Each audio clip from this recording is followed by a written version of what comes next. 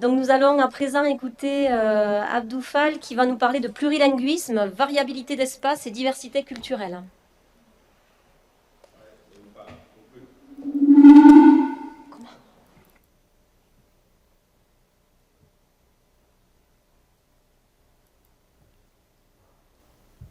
Bonjour tout le monde, moi c'est Abdou Fall, je suis doctorant en sciences du langage et didactique des langues à l'université Assane Seck de Ziguinchor au Sénégal, sous la direction des professeurs Pierre Pratt et Madame Ndiémé Sow. Donc ma communication va porter sur le plurilinguisme, variabilité d'espace et diversité culturelle.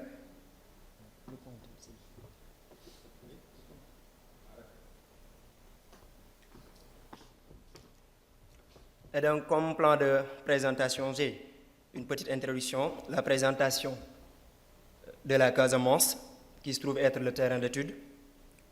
En premier lieu, on va voir le lien entre parler et origine du locuteur, la langue et espace d'origine du locuteur, les variations langagières ou bien la variation langagière et la frontière linguistique.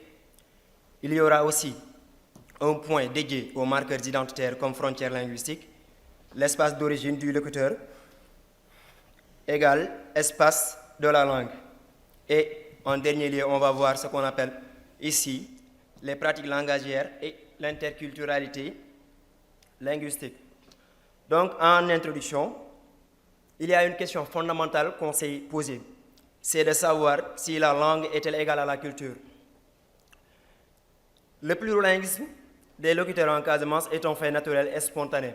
En effet, la Casamance est une zone, quand même, du Sénégal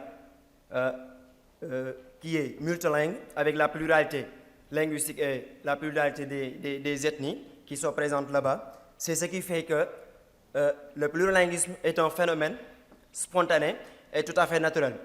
Donc la question du plurilinguisme avec la variabilité d'espace nécessite d'accorder une importance au répertoire langagier des locuteurs en contexte migratoire, à leur biographie langagière, ainsi qu'à leur capacité d'adaptation selon les situations de communication. Donc, on s'est référé aussi à des études de Durandi et Godwin en 1992 dans leurs études sur la variabilité des espaces et rapports et l'usage des langues. On s'est référé également sur les études portant sur le plurilinguisme avec notamment Caroline Zurillard en 2005, Ndiémé Sow, entre autres, et Zansima Dubek Diatta.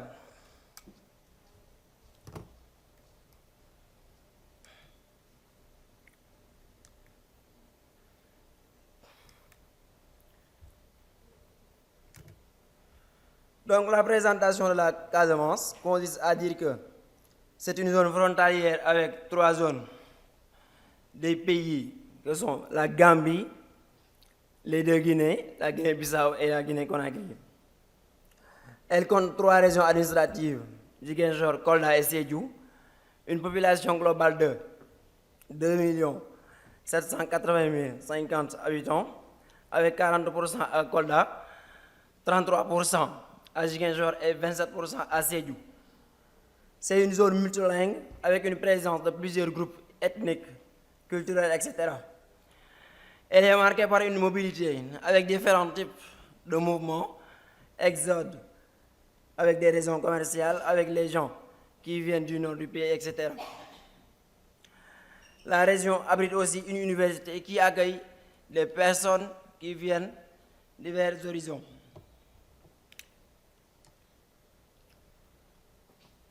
Par rapport au lien entre parler et origine du locuteur, nous pouvons dire que le plurilinguisme est un fait qui renseigne sur le lien qui existe entre le langage ou le parler de façon générale et l'origine du locuteur. La langue d'origine du locuteur se transmet ainsi dans un contexte comme celui de la Casamance avec un certain nombre de considérations relevant de faits culturels et communautaires. Parler la langue d'origine et la transmettre, maintenir le lien communautaire et familial, parler une quelconque langue permet d'être intégré à la société d'accueil, et garantit un meilleur avenir économique si on se réfère à Denauer 2001. Donc, le lien entre parler et origine du locuteur. Bon nombre de locuteurs se sont illustrés à travers un type de parler qui joue un rôle déterminant par rapport à l'appartenance, qu'elle soit culturelle, linguistique, religieuse, entre autres. Les popularités, les pluralités linguistiques, culturelles et ethniques ne sont pas sans conséquence sur les pratiques langagières. La pluralité linguistique notée dans ce contexte favorise ainsi en certaines pratiques langagières et montre à suffisance l'intensité des contacts des langues.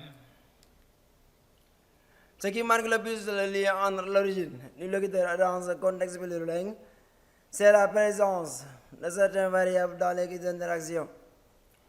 Chaque variable dans ce contexte a la particularité de renvoyer à un élément ou à un fait social que le locuteur revendique. Les populations qui sont en situation de mobilité s'identifient au langage, et c'est le cas de ces jeunes qui sont majoritairement des étudiants. Donc la dimension phonologique est aussi un élément fondamental. Les accents, les prononciations comme le font les Baol qui sont une communauté vivant en Casamance. La notion d'espace est alors prise dans son sens large, même s'il peut avoir parfois une certaine spécificité par rapport à l'objet d'étude. Le lien révèle aussi bien que les autres aspects sociolinguistiques, la dimension culturelle et identitaire. Il permet aussi de comprendre la représentativité de l'espace dans les pratiques langagières et l'usage qu'en font les locuteurs autochtones. En ce sens que dans ce contexte, des langues se présentent sous une forme de territorialisation, même s'il y a un relativisme à faire par rapport à cela. Les rapports qu'entraînent la langue et l'espace d'origine ont des relents culturels, comme par exemple les normes identitaires. Des variations langagières qui sont imputables aux variations de l'espace. Ça veut dire que, comme l'avait dit, je pense, Mme Sohou, avec par exemple l'exemple du Diola, le Diola, c'est par exemple une langue qui est parlée par plusieurs communautés. Mais c'est en fonction des territoires qu'il y a des variantes. Et par exemple, le nom de chaque variante peut renvoyer ou bien renvoie à ce territoire. Par exemple, si on parle du Diola, le Boulouf, ça renvoie à une variante et à un territoire. De même que pour le Kassa, etc.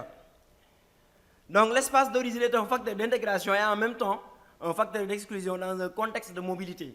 Parce que rappelons que dans notre contexte d'études, il y a des étudiants qui viennent divers horizons.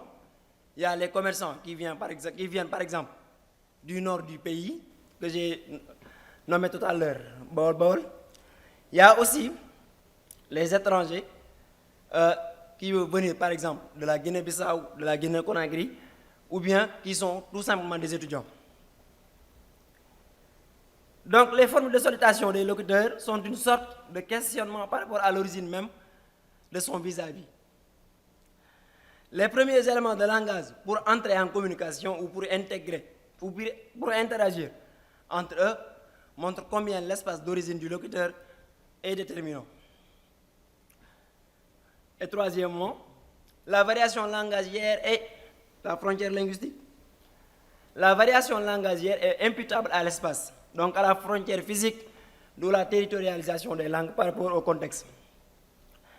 Elle est manifeste dans le contexte plurilingue car elle peut renseigner sur l'espace géographique de la langue et constitue une frontière linguistique. La frontière linguistique implique ici nécessairement la dimension culturelle, la phonologie, ainsi que toute autre variable qui participe à sa manifestation dans les pratiques langagières.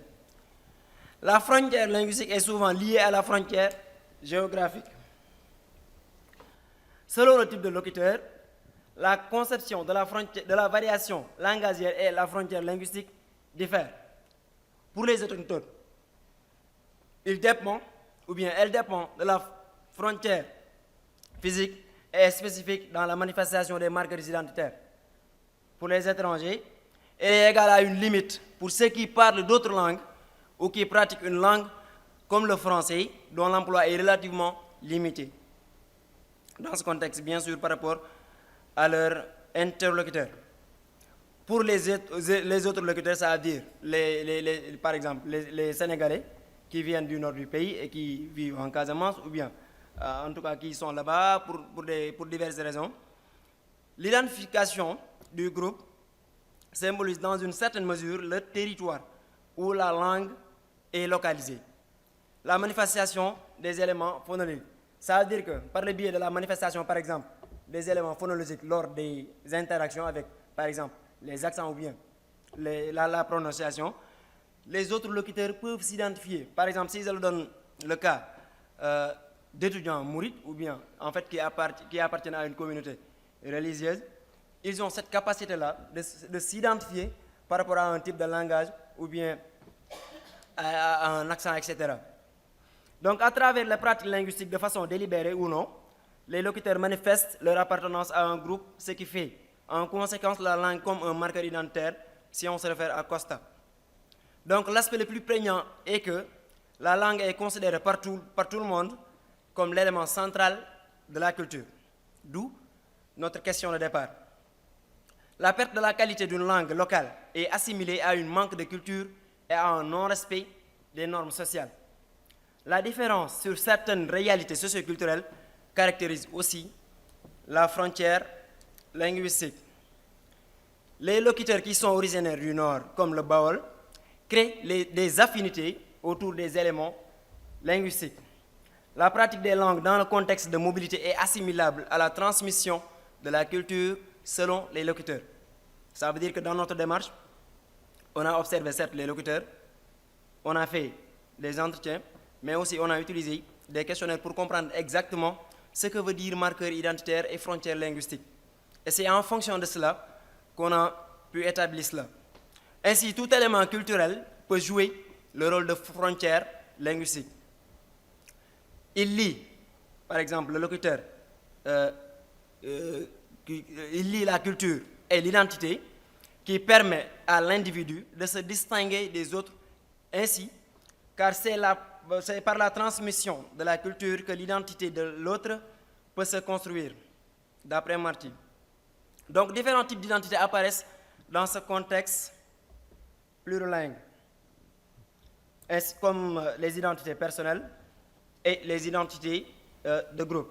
Donc, l'identité personnelle ici est définie par Marty comme l'ensemble, comme un ensemble organisé des sentiments, des représentations, des expériences et des projets d'avenir se rapportant à soi.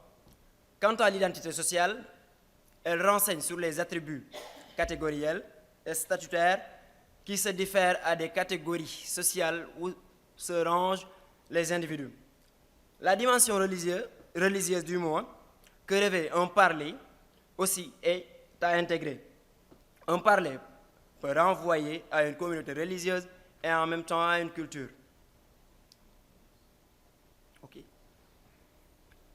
Donc, par rapport à l'espace d'origine du locuteur, compte tenu de la symbolique que véhicule l'idée d'espace d'origine, les locuteurs font le lien entre ces deux. Pour certains, ces deux aspects sont inextricables, l'un peut renvoyer à l'autre. La notion de territorialisation des langues est à relativiser en ce sens que les langues ne se localisent pas seulement à l'espace qui lui est dédié. L'espace d'origine du locuteur ne saurait être considéré comme celui de la langue de façon stricte. La configuration sociolinguistique de la Casamance montre que les langues connaissent une expansion, c'est le cas du Wolof. L'espace de la langue est celui des locuteurs qui la pratiquent. L'espace d'origine du locuteur est certes un marqueur identitaire, tout comme la variante de langue. Ce qu'il y a lieu de retenir, c'est la dimension culturelle de l'espace véhiculé par la langue. Les positions des locuteurs sont diverses en fonction du parcours, de l'environnement social, etc. L'importance donc de l'espace d'origine varie en fonction des locuteurs, le niveau d'études par exemple, l'impact de la mobilité sur l'acquisition des langues et cultures, etc. Donc les pratiques impliquent aussi la catégorisation et le processus d'intégration des locuteurs et les étrangers en particulier. Dans ce contexte, la pluralité linguistique va de pair avec la pluralité culturelle, ethnique, etc. La diversité culturelle se manifeste dans les interactions et l'attachement des locuteurs à la culture joue un grand rôle. Quelques rares cas se présentent allant dans le sens de ne pas accorder assez de considération à la culture, ce qui peut paraître d'ailleurs paradoxal. Les langues qui sont mises en jeu ici sont le français et le wolof le plus souvent, mais aussi d'autres langues sont pratiquées. Donc, par le truchement des questions relatives à l'intégration linguistique, nous avons pu relever un certain nombre de paramètres qui font état de l'interculturalité selon les locuteurs. Les langues sont jugées en fonction de la représentativité des éléments culturels. Ok. Donc, il me restait quelques diapos, mais bon, c'est pas grave, vu qu'il est l'heure. Ok. Donc, en conclusion, on peut dire que la question plurilingue avec la variabilité d'espace nécessite d'accorder une importance au répertoire langagier des locuteurs en contexte migratoire, à leur bibliographie langagière du moins, ainsi qu'à leur capacité d'adaptation selon les situations de communication. Au vu de ce qui est développé, la position du locuteur prime sur toutes les autres considérations. Les positions nuancées des locuteurs et l'importance des variables. Il y a aussi les différents types de mobilité qui ont un impact ou bien des impacts sur le processus de transmission des langues et des cultures. Le plurilinguisme est donc un phénomène incontournable dans l'étude de l'interculturalité à travers les langues. Je vous remercie.